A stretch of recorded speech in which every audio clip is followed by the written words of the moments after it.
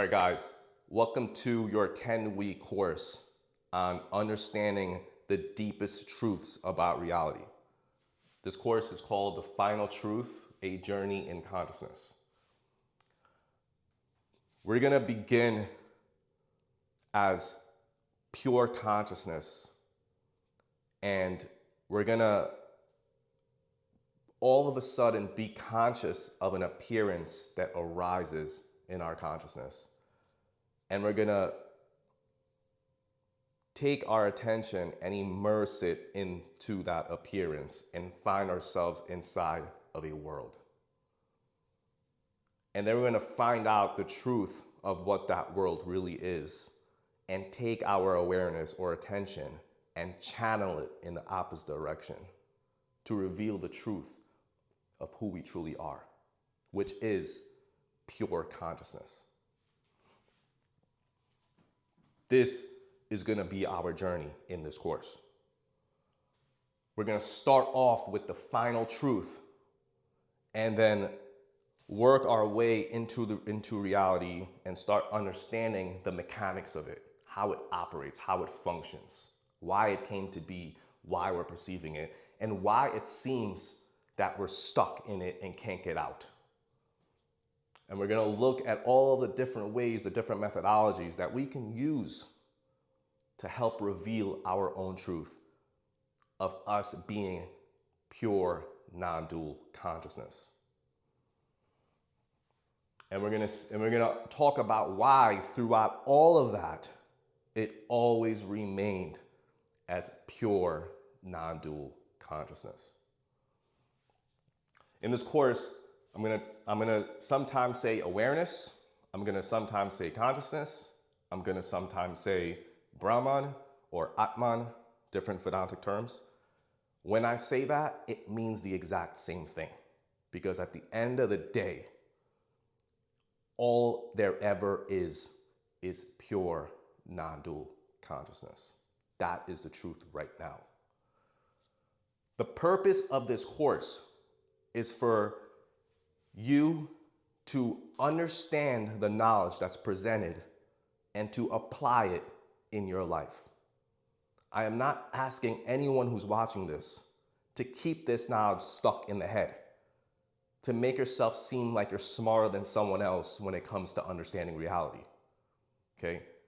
This is not something that you should be intellectually entertaining. This is deep spiritual knowledge. The point of this knowledge is to apply it in your experience so that you can reveal your own truth. So the purpose of this course is to deepen your consciousness, for you to see deeper truths in reality. Because if you keep this knowledge stuck in the head, it's not going to do much. So you have to use it. That is the purpose of this course. In this course, we're going to use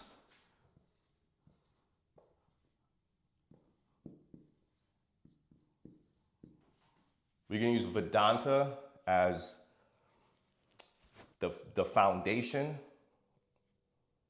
This is going to give us the map of reality. We're going to introduce a lot of the terminologies that is in Vedanta. And I'm going to explain those terminologies in the most simplest way as possible, because there's a lot of people who understand Vedanta, but they only understand it intellectually. I'm going to tell you exactly what those concepts in Vedanta really means in your experience. So we're going to use Vedanta as the foundation of what we're talking about. We're also going to be incorporating modern spirituality. Why modern spirituality? Because through the generations, knowledge changes. And when I say knowledge changes, I don't mean the actual knowledge changes. I mean that the way we understand it, the way we communicate it, the way we teach it, it becomes different. So the purpose of me incorporating modern spirituality, contemporary language, so you can kind of see the parallels between both, because this is ancient, this is modern. The ancient teachings are the true teachings. So we're gonna make sure you understand modern spirituality as well, what a lot of people, the type of language people use these days. And we're going to kind of blend it so you truly understand what these ancient teachings say. And we're also going to incorporate science, and particularly quantum mechanics, because quantum mechanics is literally pointing to the same thing. It's just that QM doesn't really incorporate consciousness. It explains reality pretty precisely. It just doesn't account for consciousness.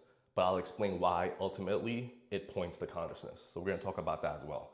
So we're going to incorporate these three things: Vedanta, modern spirituality, and science. And we're not gonna talk too much about science, but I will incorporate it from time to time. But the main focus will always be direct experience. It will always focus on this, because all of this is book knowledge. That's book knowledge. We want to use book knowledge, apply it in our lives, and then get the direct experience, because this is what it means to elevate your consciousness. This is what it means to burn karma. This is what it means to dissolve the conditioning, so that you could eventually reveal the truth, which is that you are pure consciousness. So I will always speak about direct experience so that you guys understand this truth as precisely as you possibly can. Because the more precisely you understand these truths, the more you will change, the faster you will change. The deeper the knowledge becomes, until it becomes so deep that you will eventually reveal that you are pure consciousness. So, direct experience. Before I actually get into the teachings, just a little about myself. About over 10 years ago, I had my first awakening. When I say awakening, I mean a complete change of how you understand reality. And this day was me walking inside of a restaurant waiting for food, and then going completely out of body spontaneously. Just spontaneously and abruptly, my awareness went into a deeper realm. And this realm was pure heaven. It was pure bliss. It was pure peace, pure stillness. And I'm just explaining it in this way because that's what it felt like. I immediately saw a translucent woman who was extremely motherly and instinctively knew that that was my guide, that she was watching me all this time. Some refer to these guides as angels, as spirit guides. There's many different names. But I knew that she was my guardian. In other words, I knew that she was watching me operate in the physical realm. This woman, it's like everywhere I went, she was there. She was always there. When you're in this type of reality, you know an abundance of knowledge. And when I mean knowledge, I mean it's like you're literally tapped or tuned in to an intelligence that enables you to create reality. In other words, create worlds, the very same worlds that we're living in right now. In this realm, I immediately knew that that was my home before incarnating into this body. And from that very experience, it taught me that there's obviously a deeper side of reality, and a reality that I'm actually very intimate with, I just forgot. Fast forward 1 year, I had a massive Kundalini awakening walking in the park, watching the trees. All of a sudden, my mind just went completely blank. I couldn't think of anything. And in that stillness, an energy erupted right above my navel. And it erupted so quick and so abrupt that I intuitively knew that I had to surrender, because that's how powerful it was. There couldn't be any resistance. It was just impossible to have resistance. That's how powerful. I had to let go. And I knew the energy was divine. I knew the energy was primordial. I knew it was ancient. I knew it was divine. And when I surrendered, it immediately shot up into my head, and I lost complete body consciousness. I had no understanding, no underlying notions about time and space or this physical body or any body. My awareness was everywhere and nowhere at the same time. That was a huge awakening. When that happened, the energy, which I eventually found out was the Kundalini, it was too much to handle. I would find myself working and couldn't function because it was like I was operating in different dimensions. And I tried desperately to find help. I tried desperately to see if I can somehow speak to a guru or someone who can just guide me, because I had no idea what to do. And I had no help. I had no one. I was in this on my own. So eventually I realized day by day that if you don't really think too much about the energy, it eventually subsides. And when it started subsiding, I didn't want it to fully go away, because it's like I got intimate with it. And so I started thinking about the energy more, and the more I thought about it, the more it started to erupt. So it was like I was starting to understand how to use the energy at will. And for over a decade now, I've been using this energy, which is really an intelligence. If you go deep enough into the energy, you realize it's an intelligence, the Kundalini intelligence, a creative intelligence. And you can use it to uncover deep truths about reality.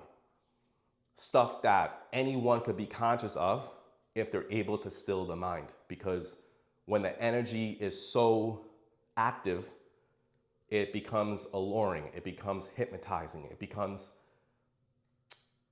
attractive. It's like your attention is so glued onto its force because it's so intoxifying. It burns thoughts in all different directions. It doesn't matter what thought comes up, your attention is completely on the energy. That's how hypnotizing the force is. It keeps your attention locked on its intelligence. And because your attention doesn't diverge in other areas, you don't get distracted, because it's only when you get distracted, you start thinking about other things. And once you start thinking about other things, the energy starts to dissolve. It starts to subside. So I've been using this knowledge to understand deep truths about reality. A lot of the knowledge that I learned is not from books, it's from this energy. And it's just from tapping into deeper dimensions and being in close proximity with knowledge that's already there. You just need to tune in to it in order to reveal it. So fast forward, I started doing self-inquiry to see if you can expose the truth without the energy, because I knew that you can expose the truth with the energy. So I started to perform practices without the energy, let the energy subside, and just use my own power of attention. And I started doing this because I saw a quote by one of the most influential expounders of Vedanta. His name is Adi Shankaracharya. And his quote said, "Take your attention and turn it away from objects." Now, when people hear that, they might not know what that means. They'll read it and be like, okay, what does this actually mean? What are you supposed to do? When I read that, I immediately knew what he was saying. It was the first time I read the quote. And so I started taking my attention and turning it inward away from objects. And within minutes, I was in pure observer mode. It's in that observer mode you see an empty projection running in your awareness, that awareness being the ultimate truth. In Vedanta, they call that witness consciousness. They refer to it as Atman. They refer to it as Turiya. They also refer to it as Brahman. That is pure non-duality. That is the revelation of the truth. That is what all spiritual paths lead to that experience. It's a self-experience where individuality is completely wiped out. So from these different experiences, which are innumerable, I knew that this is not something that should be stuck with me. It needs to be spread so that others can learn and others can evolve and see the truth that there are no others. To see the truth that there is just you. Pure non-dual consciousness. So the focus on this knowledge that I will present will always be more on direct experience, so that you can truly understand and grasp what reality is. So, let's start. The truth of reality is that your true nature is pure consciousness. And in Vedanta, they refer to this as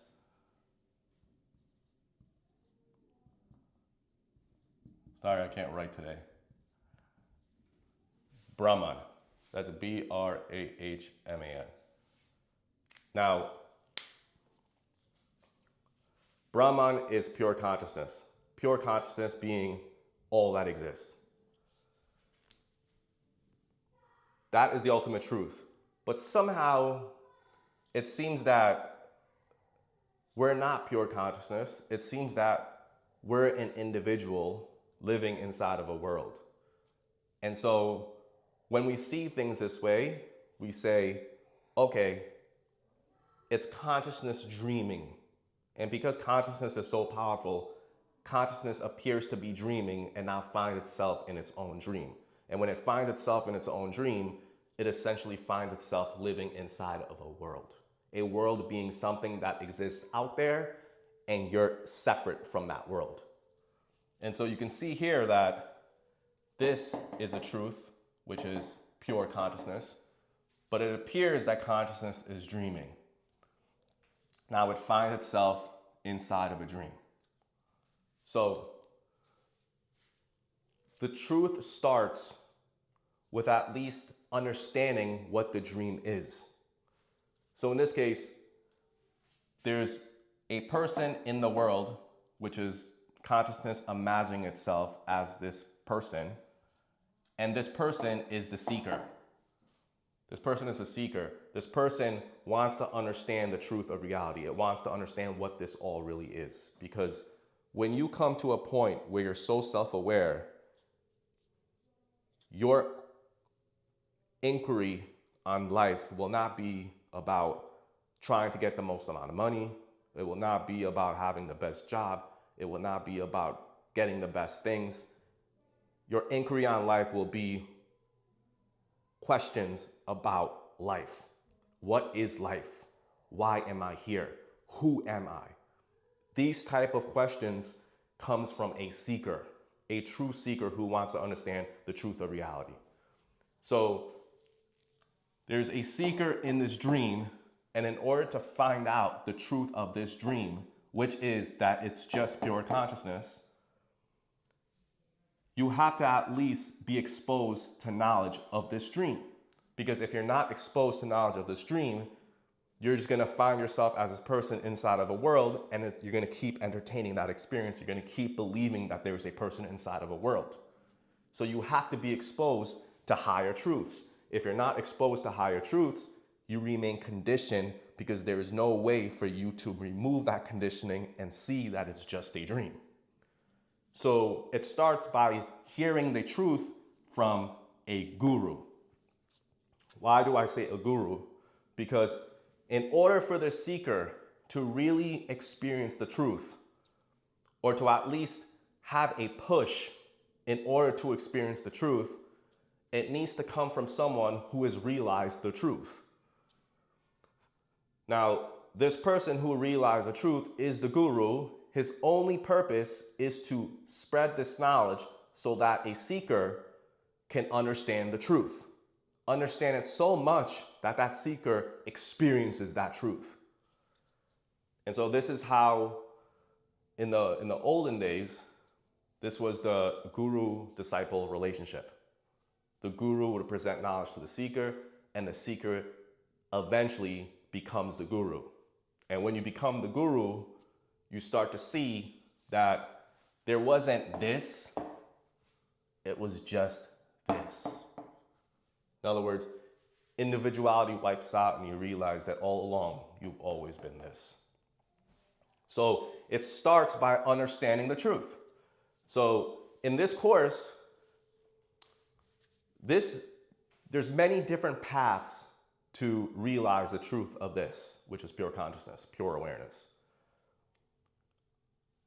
So what does this course offer then, if the whole purpose of it is to realize you're this? Well, this path is referred to as Jnana Yoga. Jnana Yoga is the path of knowledge. In this case, I'm presenting you knowledge. I'm explaining to you the truth of reality. And what you're supposed to do is understand that truth so firmly that you know what it is, and then eventually apply it in your experience. And so Jnana Yoga, which is the path of knowledge, the first phase is Shravana. Shravana means hearing the truth. It means understanding the truth. It means really precisely knowing what the truth is down to perfection so that you eventually reflect on what that truth really means. In other words, turn it from a conceptual understanding into an experiential understanding to really see it in your experience. So Shravana is all about hearing and understanding the truth, which is what the guru will explain to the seeker. The seeker, therefore, is in the first phase, Shravana, understanding the truth. This is the purpose of the course for you guys, is to understand this truth. But eventually, you have to take this truth and turn it into a reflection. This is called manana. You have to reflect, contemplate on that truth. Know the truth so much in Shravana, and then contemplate on it in your life, in your experience, so that eventually you reach Nidyanasana. Nidyanasana means unbroken meditation. We're going to talk about all the meditations in this course. When meditation becomes unbroken, meaning your mind is completely still and you're no longer shifting attention from place to place, it's become one-pointed. It's become unbroken. Eventually, if you stay there long enough, you will self-absorb, and that will lead into samadhi, which is the revelation of this, that you are pure non-dual consciousness. That observer mode, that's what that observer mode is. So these are the different phases of understanding the truth and eventually realizing the truth. So right now, you are right here. Okay, let's flip this board. One thing I also want to say before we flip it is that In this dream, we can learn about many different things. We could learn knowledge about math. We could learn knowledge about science, about history, about language, about technology, about art, politics, religion.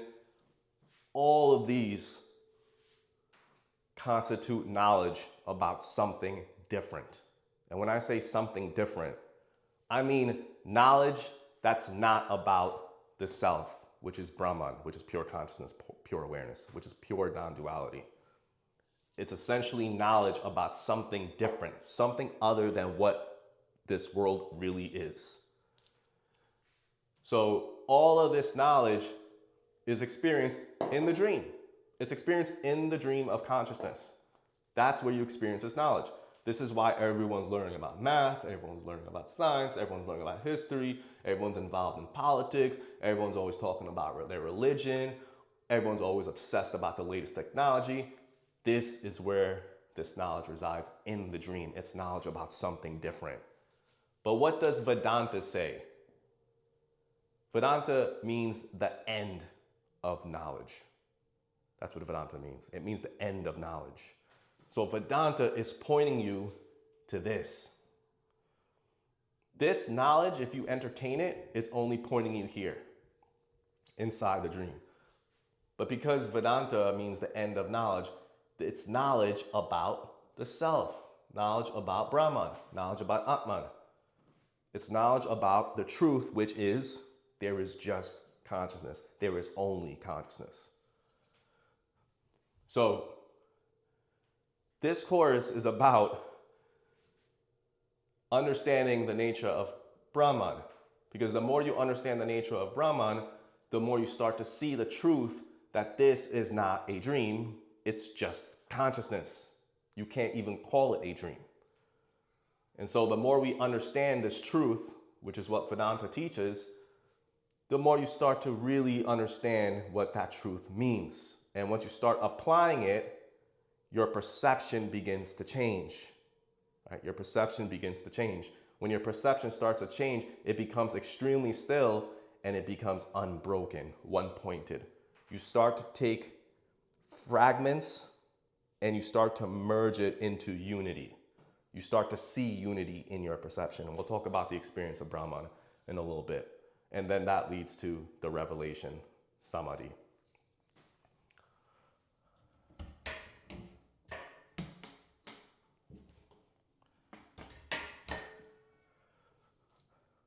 All right. The truth is that you are Brahman. So let's say this is Brahman right here, which is pure awareness.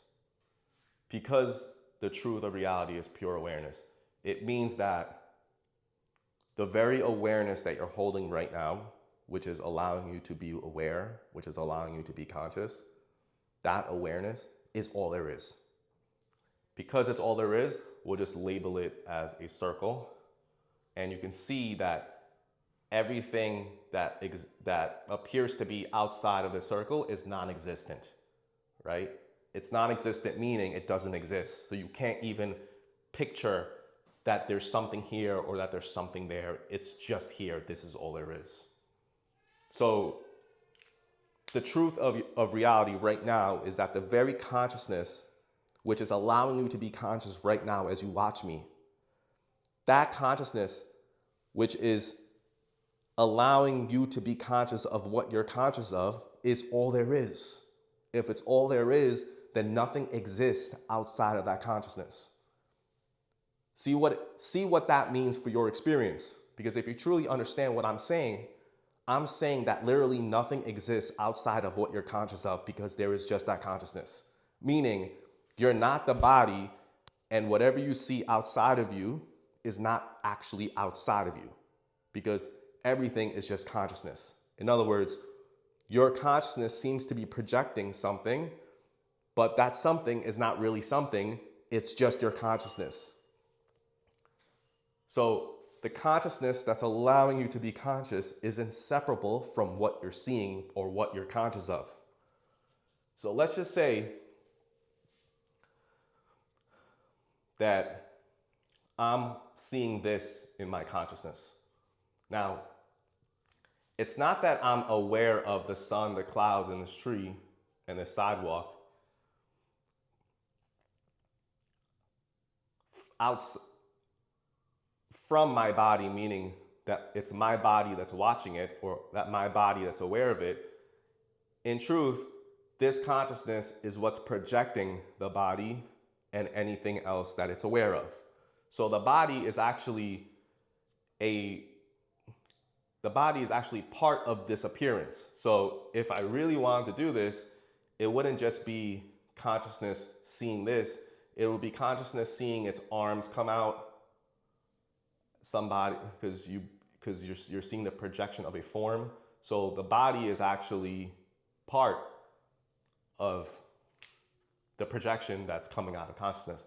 Now, consciousness is not projecting anything out there as if there's something for the emanation to project through. It just appears as if it's out there. But if you go deep into inquiry, you'll start to see that there is no out there. It's just consciousness.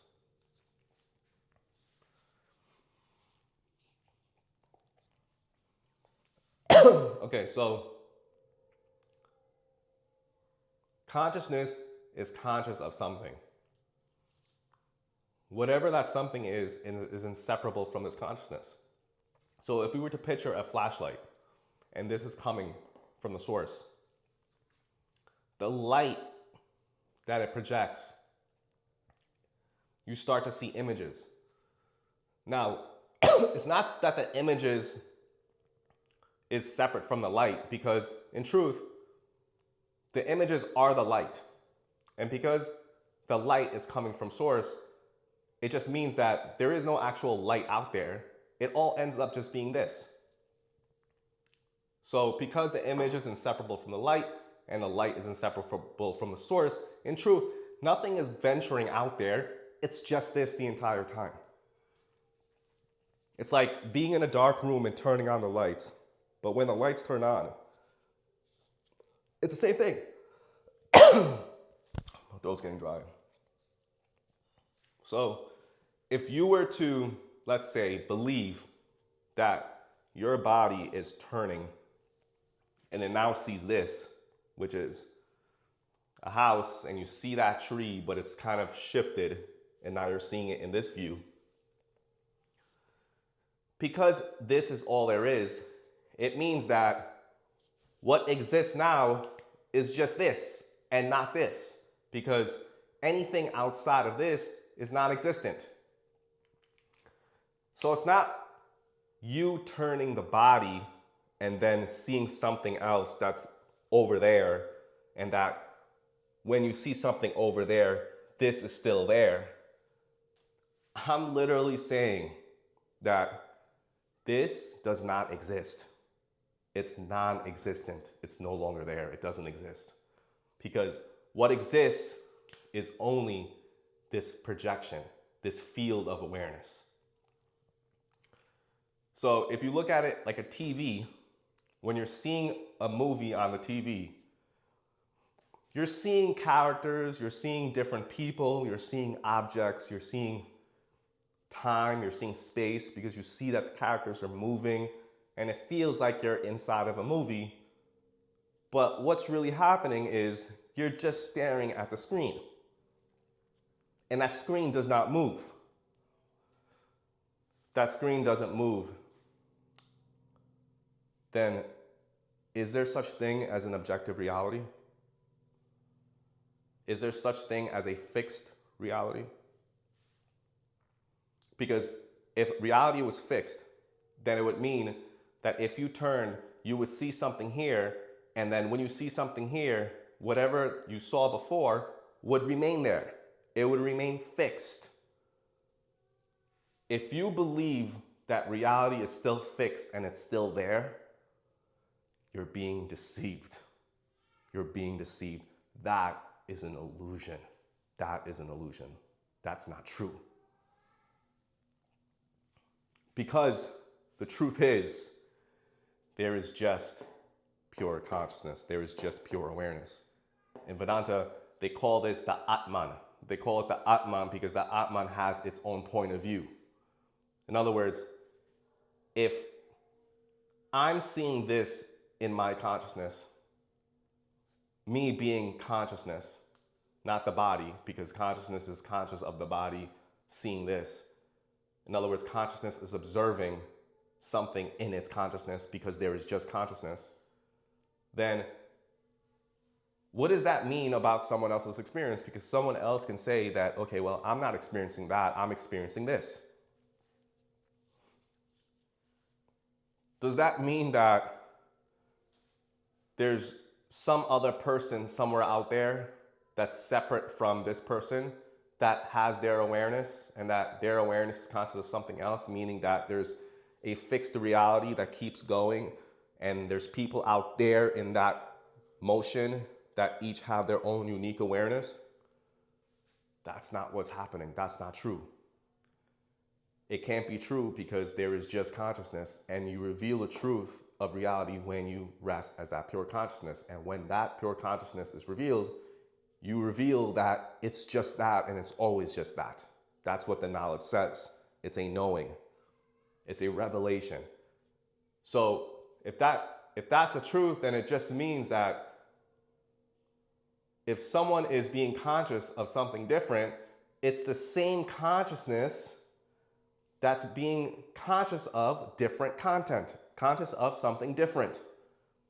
In other words, the consciousness that I'm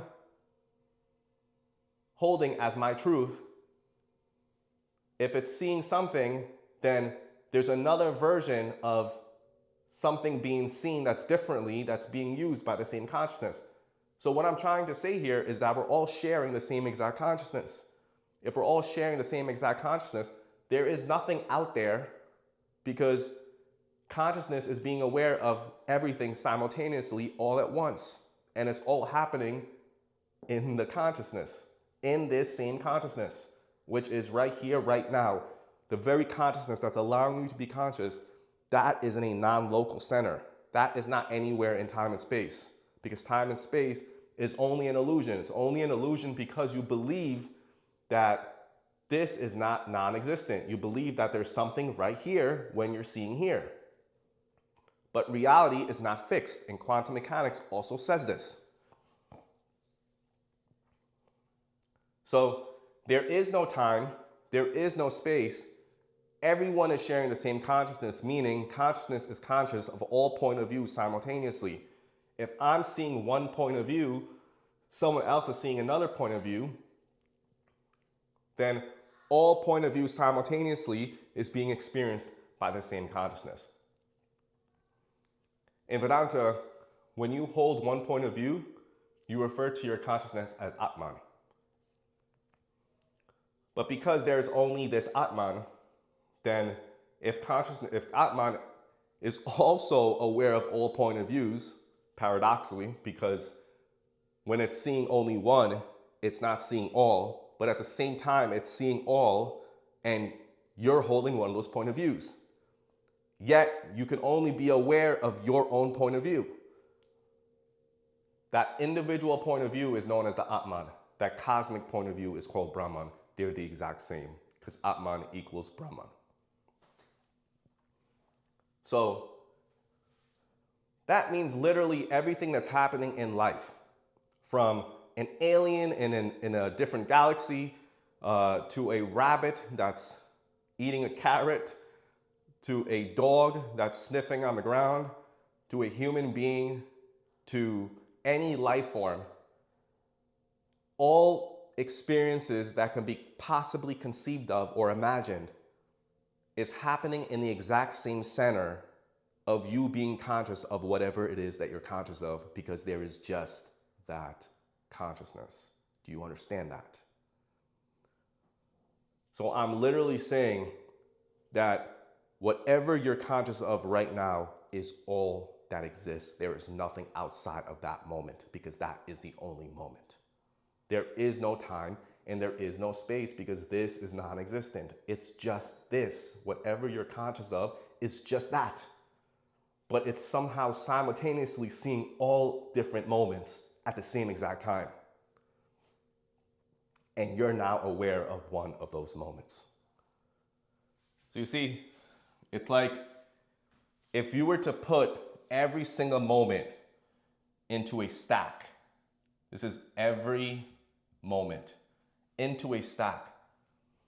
It's all in the same place. It's all right here, right? It's not here, it's not here, it's just all right here. In fact, you can't even say the moments are like this on top of each other because there is no on top of each other. Is there any on top of each other when you're just watching a screen? It's just like pixels constantly changing. So you see, there's only just one moment, which is right here. And that one moment is holding all moments simultaneously, much like a TV holds all channels simultaneously, and you're just tuned into one moment being what you're conscious of. Yet, if you tune into another channel, you see another moment held right here because only one moment exists, only the present moment. There is no time, there is no space. If there is no time, then there is no past, there is no future. If there is no space, then it just means that you're right here, right now, which is what you're conscious of right now. That's all that exists.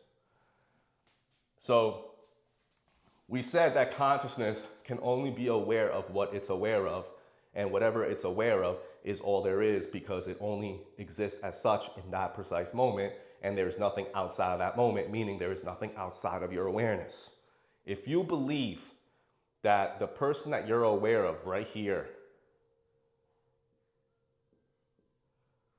is separate from you because you're giving into the illusion that you're this body and that whatever it is that you're aware of means that those things are outside of you. And because you automatically assume that your consciousness is inside your head, you automatically assume that whatever it is that you're seeing, such as this other person, is having their consciousness inside their head, meaning there's all these unique people with their own unique consciousness, and they're all there somehow waiting for you to be aware of them as this person.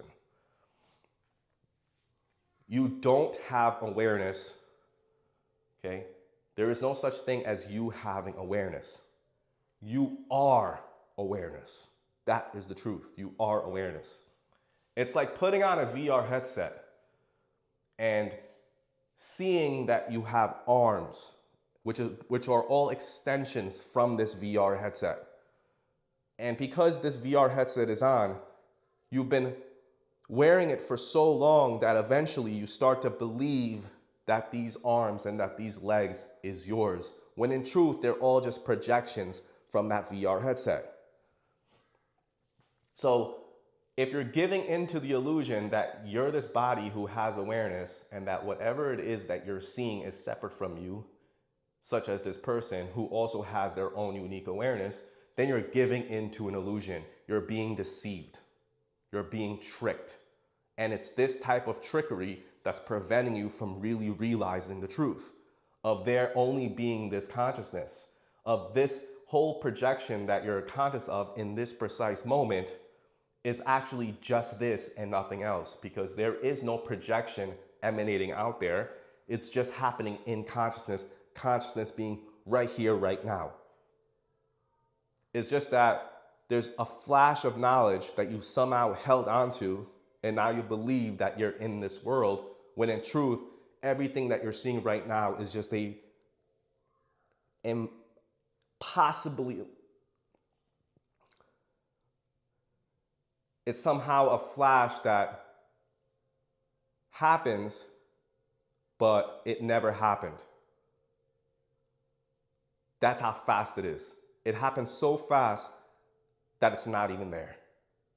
So if you kind of understand what I just said, then you'll realize that it's just a flash of knowing.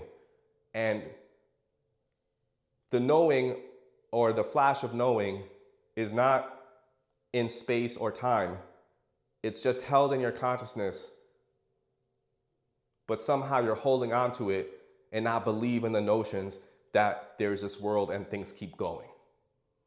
But if you really go into deep meditative inquiry, which we'll talk about later in upcoming weeks, you'll start to see that really it's just a flash of knowledge that's spontaneously arisen in awareness.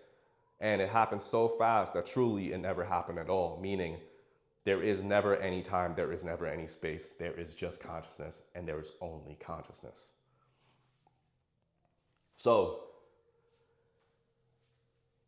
if you realize that there is no time, there is no space, there is no person, there are no others, there is just this right here, right now, and only that moment that you're conscious of is all there is, then just imagine how you're gonna operate in life going forward. Because if you're not fascinated enough up until this point in this video, then it just shows you the conditioning that you're giving into believing that you're still this person and that there are others outside of you. You'll finish this video and you'll still give into that underlying notion of you being this person who's separate from everyone else, who's inside this world. But now that I've said this, then how can you go and keep entertaining this notion that you're this person and that this person here that's in your consciousness is separate from you when it's really just consciousness and nothing else? Just like there's just the screen and nothing else. You're not seeing anyone inside the TV as if the TV is some 3D object. You're just looking at the screen. You're always just looking at the screen. Furthermore, if you're always just looking at the screen, it's just an unbroken moment. It's completely still. Nothing ever changes. There's only the illusion of changes. Because changes can only truly happen if there is time and if there is space. Because if there is time and if there is space, then there would be a way to measure moment to moment, which is time. And there would be an actual dimensional plane to venture through.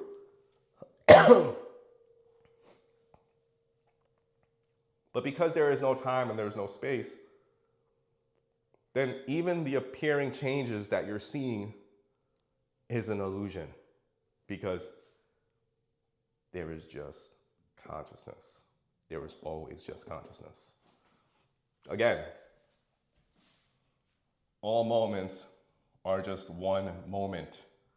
It's this one moment constantly changing that contains every moment in the change. It's like, in order for us to see this moment that we had must disappear for this to appear. So you're not turning, you're just holding, there's only consciousness, and the appearance of this moment is constantly changing. It appears that it's changing because there's different images, there's unique images that's giving it a sense that things are changing. It's like a flip book. The flip book is all right here, but once you start turning the pages, you start to see movement, you start to see change. And because you're starting to see change, now you introduce time, because there's a way for you to measure moment to moment, because all moments are distinct, they're unique. But truly, it's not that anything is turning, because this is always still. So what's really happening is it's just all the potential moments that exist right here, right now, simultaneously, unfolding so fast that it gives the illusion of linearity. It gives the illusion that you're walking in time, walking in space, when in truth, it's always that. When in truth, it's always the screen. So, understanding that, how will you see this world? How will you see this world? When the truth of reality is revealed, it is faultless.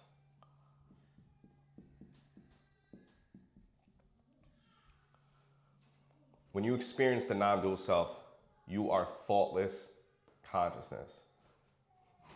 And we say thoughtless. Why do we say thoughtless? We say thoughtless because there is no shifting from thought to thought. In order to perceive thought number one, attention must shift and perceive thought number two. If you went from perceiving one thought and not perceiving another, you now say that there are thoughts. But if there was no such thing as thought two or thought three, and there was just one thought, and there was no understanding of thought two or thought three, then you can't say that this is a thought. You can only say that this is a thought because it's separate from this thought, meaning it's distinct. It's not like there's a distance between this thought and this thought. It's just this moment right here. But somehow we perceive a different thought. And because we perceive a different thought, we now say that, okay, there's this thought and then there's this thought. That distinction between each thought implies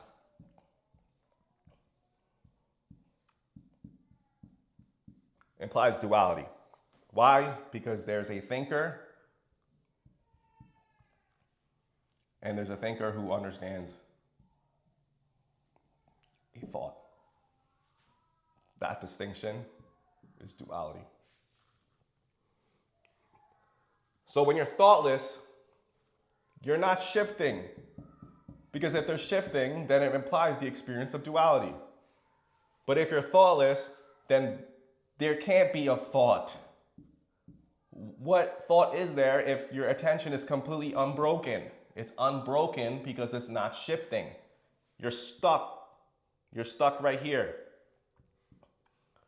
It's only when you venture here and you give in to the notion of all these different thoughts, which this is ultimately made from, thought, because it's all formless consciousness. It's only then you start to believe or perceive yourself as this person inside of a world, because you're now identifying with this person. You're now identifying with this person, and because your body is you're identified with the body, you now believe that this body is separate from other things that's happening in your consciousness. So even when this experience of being a body is happening, it's still pure consciousness. It's still pure consciousness. This never changes. So you see, what appears to change is just a deception. It's a different perception.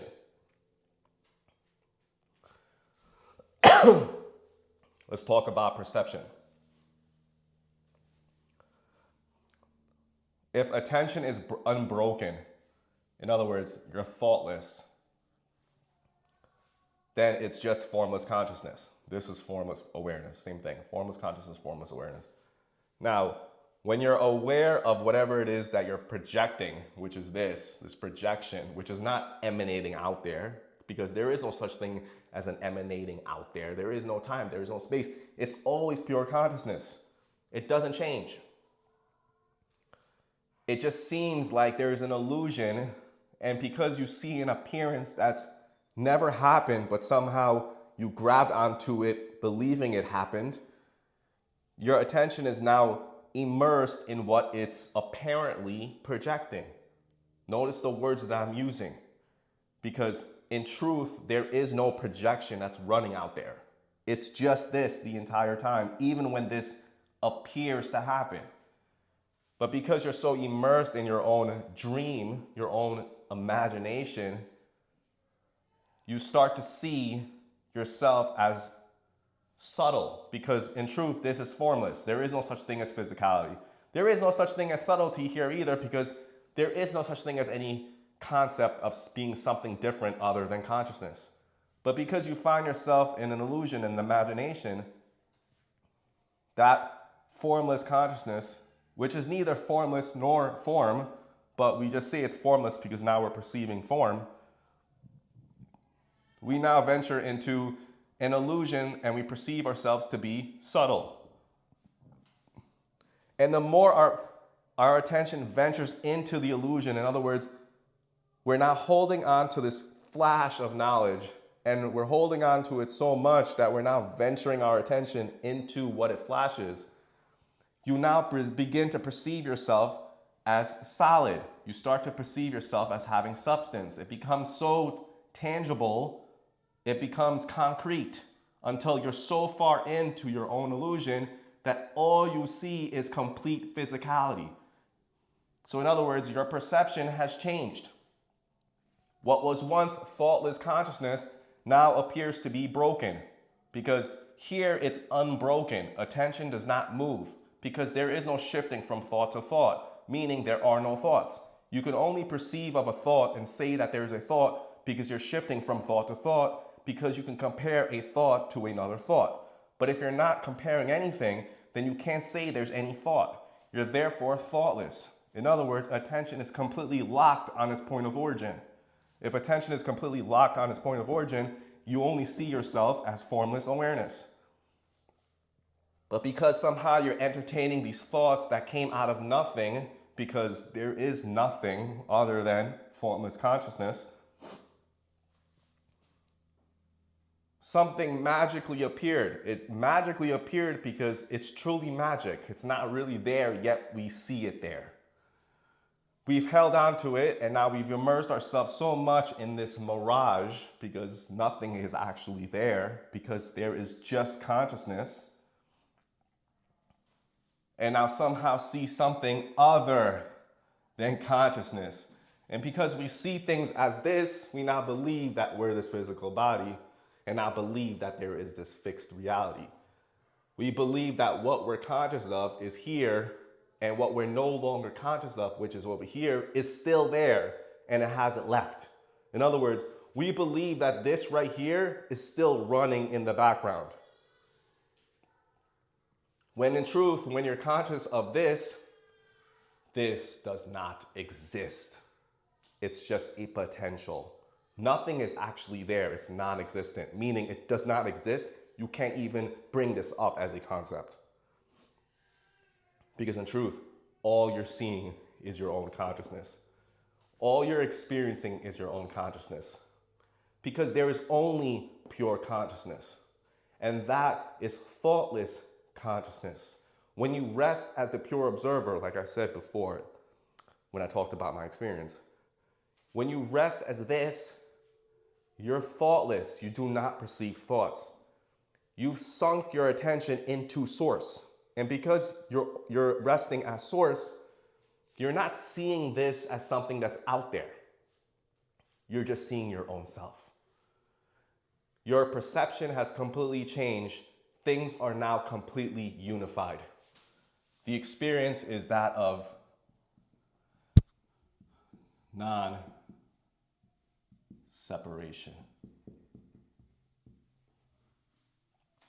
The experience is non-separation. You will literally no longer perceive yourself as this body through the senses, because it's only because you believe that you're this body and now see this marker and believe that this marker is outside of you because you're believing you're the body, and you feel it because it's solid, and you hear it, and it seems like in the experience that all of these different things that's happening is happening a distance away from the body. When that perception is in play, that perception is that of separation. But when the experience shines forth of non-separation, you don't feel as if you're the body. You don't experience yourself as being in this body because the senses are dead. You lose consciousness of them. Because in the experience, it's non-separation, meaning everything that you're aware of, you're conscious of, is completely unified in your consciousness, meaning you're free, meaning there is no such thing as suffering. Suffering stops. Suffering ceases to exist. Why does suffering cease to exist? Because you've lost complete body consciousness. All you're doing is resting as consciousness, being conscious of a body that runs on its own. Being conscious of pixels that are just constantly changing. Because it's only when you feel as if you're the body, you feel as if you're this person who's doing something, and that doing is made by you, and that you is this person. And whatever this person experiences is stuff that's happening outside of itself, because it feels that way. It's perceived that way. It's perceived that way because you're still entangled in the senses. And we'll talk about that in the next discussion. But because your consciousness is now completely resting in its source as the source, it lacks the capacity to experience individuality. It lacks that capacity because everything is unified. If everything is unified, there is no capacity or ability for consciousness to enable itself to experience being some limited form. In other words, it's turned into infinity. There is no limitation. There is no boundary. There is no separation. The experience is that of non-separation. Because you're faultless, lacking the capacity to think about something other than yourself, because there is just you, there is just the pure knowing that you are this observer, and that whatever you're experiencing, you know in that precise moment, which is the only moment that you are consciousness. That is the knowledge. That is the knowledge. The knowledge is that you are the experiencer of the non-dual self, meaning that you are the non-dual self. That is you. In Vedanta, they say, Tatvamasi means you are that. You are this consciousness. Your true identity is not the body. Your true identity is not this person. Your true identity is this consciousness. You're just perceiving yourself as this person, and now believe that you're this person, and now you believe that you're in this world, when in truth, all that's happening in your experience, even when you believe in this, is that there is just this consciousness. So you see, if you're entertaining life in this manner, meaning you believe you're the body experiencing something outside of you, you're entertaining a deception. And we'll talk about what that means in our next discussion. So, you're faultless. The experience is that of non-separation. And because everything is completely unified, you know that you are alone. Why are you alone? Because there is just you. There is just you.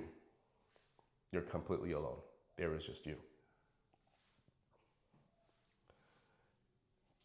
You are alone means everything, the clouds, the house, everything is you. If everything is you, then there is no actual house, there is no actual cloud, there is no actual tree, as if those things are tangible things. You only perceive them as tangible things because you believe that they're tangible. Your perception is so far in, you believe that it's solid. Well, if you see yourself as consciousness, then there is no such thing as physicality. There is no such thing as subtlety. There is no such thing as anything other than this. You are all that exists. You are all that exists. There is just you. There is only you. That is the final truth.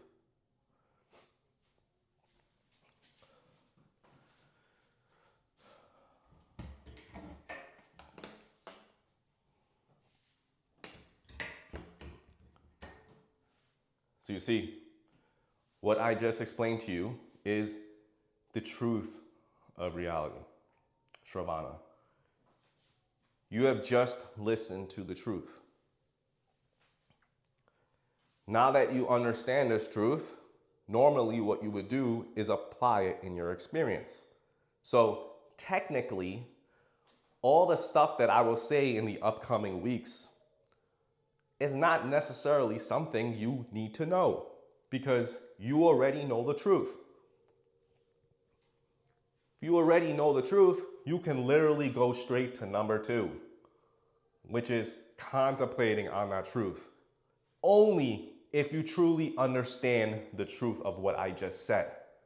If there's confusion, if there's doubts, if something doesn't feel right and you're not understanding something, and there's a question that still needs resolution, then you should not be going to number 2, which is manana, which is reflection.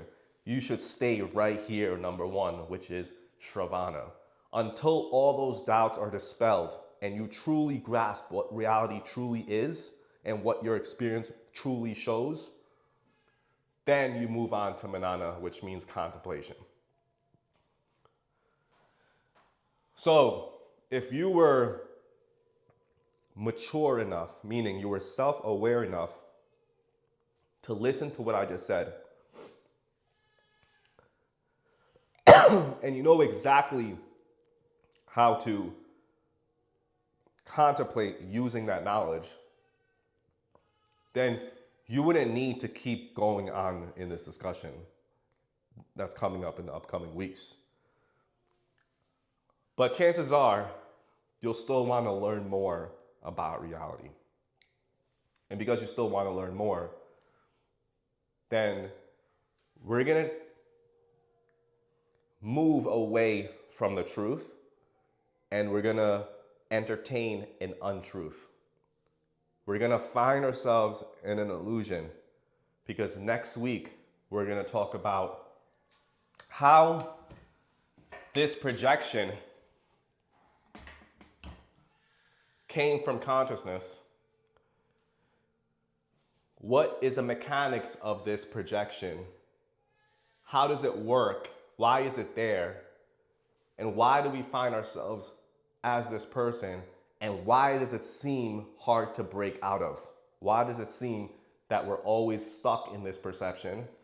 Meaning, we're here. Why does it feel like we're stuck here and that we can't experience this, which is the truth of ourselves? We're going to talk about how the mechanics works. We're going to talk about why this projects, why this truth is automatically concealed, and what is the experience that we have when we're entertaining individuality, which is what you're experiencing right now. We're going to talk about that entire process, and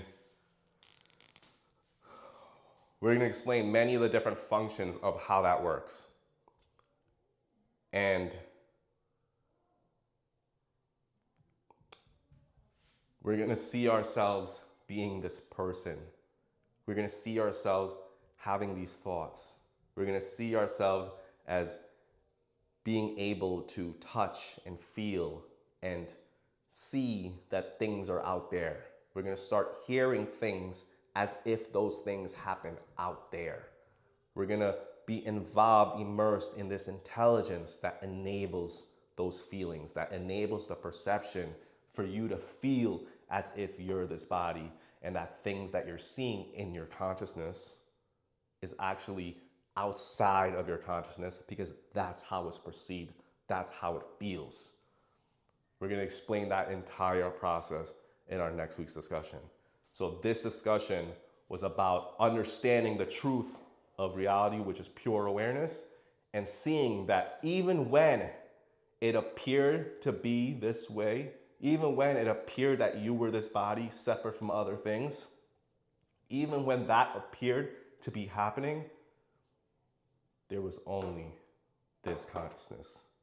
And that consciousness, which is the very consciousness that it's allowing you to be conscious of, is all there is. That is all that exists. There is nothing that exists outside of that consciousness. If you truly understand that, then you will actually go deeper and start to see that that is the truth, because everything becomes completely unified.